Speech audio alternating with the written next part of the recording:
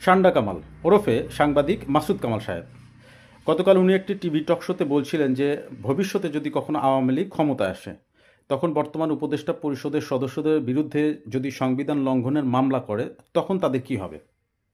খুব ইন্টারেস্টিং একটা পার্ট, এই কারণে যে বর্তমান উপদেষ্টা পরিষদ কি সরাসরি সংবিধান লঙ্ঘন করে এসে শপথ নিয়েছিল দেশ পরিচালনার, নাকি শেখ হাসিনার সরকার সদল বলে পালানোর পর দেশে একটি সাংবিধানিক সংকট তৈরির প্রেক্ষিতে বাংলাদেশ সেনাবাহিনী বলি, সিভিল সোসাইটি, জনগণ এবং রাজনৈতিক দলগুলোর অনুরোধের প্রেক্ষিতেই কিন্তু বর্তমান উপদেষ্টা পরিষদ শপথ নিয়েছিল দেশ পরিচালনার জন্য।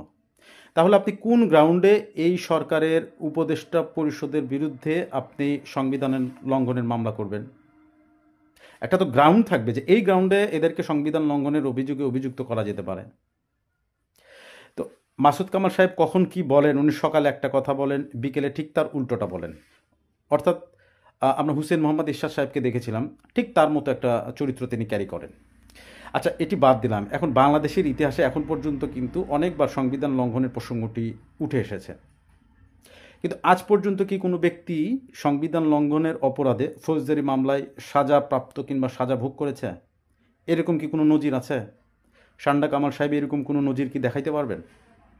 তো এখন মূল যে বিষয়টা হলো, সান্ডা কামাল সাহেব একটি বিশেষ গোষ্ঠীর দালালি করতে গিয়ে উনি কখন কি বলতেছেন তা হয়তো উনি নিজেই বোঝেন না, অথবা উনি অত্যন্ত সুপরিকল্পিতভাবে বর্তমান উপদেষ্টা পরিষদের মধ্যে একটা ভীতি তৈরির একটা চেষ্টা করতেছেন, খুবই পরিকল্পিতভাবে। এই কারণে যে তো তিনি আসলে বোঝাতে চাচ্ছেন যে হয়তো ওই গোষ্ঠীটা ক্ষমতায় আসতে পারে এবং এদের অবস্থা খারাপ করতে পারে, এটি একটি। অথবা তিনি এই কথাগুলো বলে এরকম একটা মেসেজ দিতে চাচ্ছেন ওই দলের কর্মীদের যারা খুবই হতাশাগ্রস্ত, এই অর্থে যে তোমরা টেনশন করো না, এই উপদেষ্টা পরিষদের বিরুদ্ধে এরকম এরকম হতে পারে, বা এই উপদেষ্টা পরিষদকে একটা ভীতির মধ্যে রেখে তোমরা যা খুশি করো, এরকম একটা পরিস্থিতি তৈরি করা। তো সান্ডা কামাল সাহেবদের মিশন কিন্তু হয়তো আরও কি হতে পারে, কি বা তারা আরও কী কী কাজ করতে পারে, এগুলো হয়তো আরও সামনে স্পষ্ট হতে পারে। তবে এখন পর্যন্ত সান্ডা কামাল সাহেব এক পলাতক দলটার একদম নির্লজ্জ দালালি করতে গিয়ে উনি যে সমস্ত কথাবার্তাগুলো বলছেন, তো সেই সমস্ত কথাবার্তাগুলো সম্পর্কে অন্ততপক্ষে মানুষকে সতর্ক হওয়াটা জরুরি। কারণ এই ধরনের বর্ণচোরা মানুষরা দেশের শত্রু, সমাজের শত্রু। ধন্যবাদ।